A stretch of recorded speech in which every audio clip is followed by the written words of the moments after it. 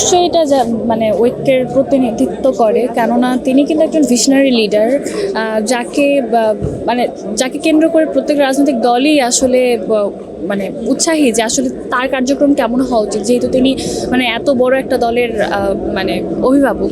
তো আমি অবশ্যই মনে করি তিনি যেইভাবে দেশের প্রত্যাবর্তন তার হয়েছে এবং তার পরবর্তী যেই দিক নির্দেশনা বা তার কার্যক্রমগুলো কিন্তু খুব সাকসেসফুলি হচ্ছে। এবং তিনি কিন্তু 25 ডিসেম্বর এসেই বলেছিল যে আই হ্যাভ আ প্ল্যান বা ড্রিম। তো অবশ্যই তিনি যেহেতু প্ল্যান করেছে, তো অবশ্যই সেটা সাকসেসফুল করার জন্য কিন্তু সেই প্ল্যানগুলো করেছে। তো সেভাবে এগোচ্ছে আমার মনে হচ্ছে। অবশ্যই ঐক্যের প্রতীক, কারণ দীর্ঘদিনের তিনি একটা পুনর্বাসন শেষে তিনি 17 বছর পর বাংলাদেশে ফিরেছেন এবং তাকে ঘিরে জনতার যে উৎসুক জনতা, তার মধ্যে যে উৎসাহিত ফিরে পেয়েছে এবং তাকে ঘিরে যেই মানুষের যে আশা প্রত্যাশা, সেটা দেখেই বোঝা যায় যে তিনি আসলে একটা ঐক্যের প্রতীক। জননেতা দেশ নেতা তারেক রহমান বাংলাদেশে আসার পর থেকে বাংলাদেশের মাটিতে পা দেওয়ার পরবর্তী মুহূর্ত থেকে আমরা ওনাকে ওয়েলকামিং করার জন্য যে জনসমর্থনটা দেখেছি, আমরা এটা বলতে পারি যে জনগণ তাকে সমর্থন করছে, জনগণ তার মতো একজন নেতা চায়। And already he said I have a plan, তার একটা বাংলাদেশ নেতার প্ল্যান আছে। আমার কাছে মনে হইতেছে আমরা যেভাবে তার প্রতি জনসমর্থন দেখতে পাচ্ছি, জনগণ সকল স্তরের জনগণের যে ভালোবাসাটা দেখতে পাচ্ছি, আমাদের কাছে মনে হচ্ছে তারা আমাদের দেশ নেতা তারেক রহমানকে আগামী প্রধানমন্ত্রী হিসেবে জনগণ দেখতে চায়। এবং উনি যদি বাংলাদেশের প্রধানমন্ত্রী হন, বাংলাদেশের সকল স্তরের জনগণের যে আশা আকাঙ্ক্ষা আছে আমাদের কাছে মনে হচ্ছে সেটা শতভাগ ফুলফিল হবে।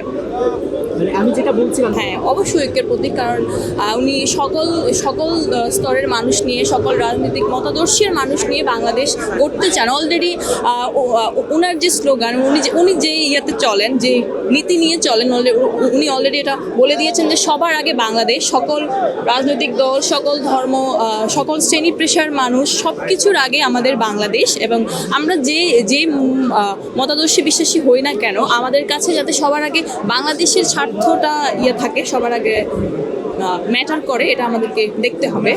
এবং আমার কাছে মনে হয় আমাদের জননেতা তারেক রহমান যদি বাংলাদেশের প্রধানমন্ত্রী হয় বা ওরকম কোনো সুযোগ পায়, তাহলে আমাদের বাংলাদেশের যে স্বার্থ সেটা পূরণ হবে ইনশাল্লাহ। অবশ্যই তিনি জাতির ঐক্যের প্রতীক, আমি সেটাই মনে করি। আর এখন যেই হচ্ছে আগামীর দেশের ধারক বাহক বা অভিভাবক যেই হবেন না কেন, তাকে এমনই হতে হবে, কেননা সেই সমাধান আমরা 5 আগস্টের পরেই দেখেছি, জনগণ সেটাকে লাল কার্ড দেখিয়েছে যারা এর বিরুদ্ধে যাবেন। তো আমার মনে হয় সেই সহ অবস্থান তার বক্তব্যের মাধ্যমে ফুটে উঠেছে, সে দেখাইতে সক্ষম হয়েছে যে তার সাথে যা হয়েছে, জিয়া পরিবারের সাথে যা হয়েছে, বাংলাদেশ জাতীয়তাবাদী দলের সাথে যা হয়েছে, সেই বিদ্বেষ, সেই প্রতিশোধ পরায়ণ, হিংসাত্মমূলক কোনো ধরনের বক্তব্য সে রাখেনি। সে শুধুই বলেছে ভবিষ্যৎ বাংলাদেশকে সে কোথায় দেখতে চায়, সুন্দর বাংলাদেশ গড়ার জন্য সবার যে অবস্থান, তো সে এটাই বোঝাইতে চেয়েছেন। আমার মনে হয় সেই বাংলাদেশের অভিভাবক হওয়ার যোগ্যতা রাখে। আমরা চাই যে সেও যেন আওয়ামীর মতো ফ্যাসিস্ট না হয়ে উঠুক, কোনো ধরনের স্বৈরাচারী আচরণ না করুক, সুশাসন প্রতিষ্ঠিত হোক, জবাবদিহিতা স্বচ্ছতা থাকুক, এমন একটা রাষ্ট্রই আমরা চাই যেখানে মানুষের জীবন মান উন্নত হোক, প্রতিটা নাগরিক মানবিক মর্যাদার সাথে বাঁচতে পারুক। আর দিন শেষে এটাই বলবো যে আমার মনে হয় তারেক রহমান সেখানে সক্ষম, জনগণ অলরেডি সেটার প্রমাণ পেয়েছে এবং আমরা ভবিষ্যতে আরও ব্যালেন্স করার চেষ্টা করব, জাতীয়তাবাদী দল সেদিকেই আগাচ্ছে। ধন্যবাদ আপনাকে। বিএনপির ভারপ্রাপ্ত চেয়ারম্যান জনাব তারেক রহমান সে স্বদেশ প্রত্যাবর্তন হওয়ার পরবর্তী সময় থেকে যে তার বক্তব্য, তার রাজনৈতিক দূরদর্শিতা, চিন্তাভাবনা এবং যে তার নীতি নৈতিকতার জায়গা থেকে সে তার বক্তব্যের মধ্যে বেশি এসেছে। আপনারা শুনতে পাচ্ছেন যে সে বাংলাদেশকে উন্নত করতে চায়, সমৃদ্ধ করতে চায়, বাংলাদেশের জন্য, মানুষের জন্য কাজ করতে চায়, সে সোনার বাংলাদেশ গড়তে চায়, মানুষের মধ্যে শান্তি, ঐক্য যে প্রতিশ্রুতি, এই প্রতিশ্রুতি নিয়ে সে মানুষের মণিকোঠায় গিয়ে পৌঁছেছেন এবং তার রাজনৈতিক চিন্তাভাবনা দূরদর্শিতা থেকে চিন্তা করতেছে যে বাংলাদেশকে বিভেদের মধ্যে আর রাখা যাবে না। বিভেদের রাজনীতি দিয়ে আমাদের যেভাবে রক্ত যাচ্ছে, জান যাচ্ছে, দিন শেষে কী হচ্ছে, বাংলাদেশের সম্পদ শক্তি কমে যাচ্ছে।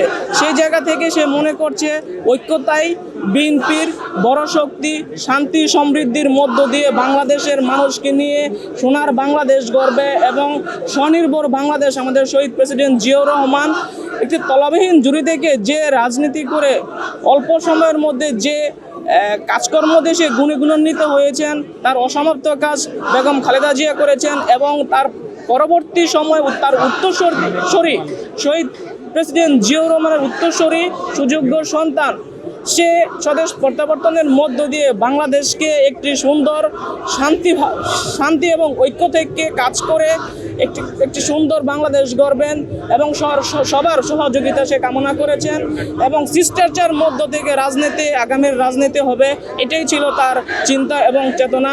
সে বাংলাদেশের মানুষের নেতা, সে সার্বজনীন নেতা। জি, এটা তো আমি আপনাকে বলেছি।